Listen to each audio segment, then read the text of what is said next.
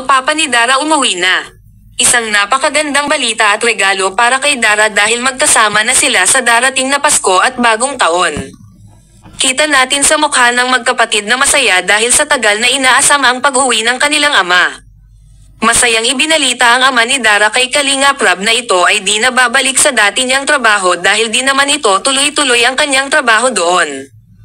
At babalik na lang daw sa pagtitinde ng isda.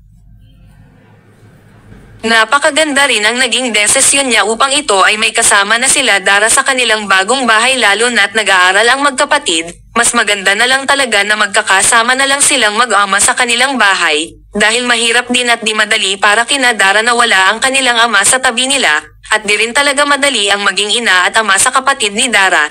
Napakabait ni Dara. Napakaraming mga biyaya ang mga dumarating para kay Dara. Mapapanood natin ang kabuuang video sa channel ni Kalinga Prab.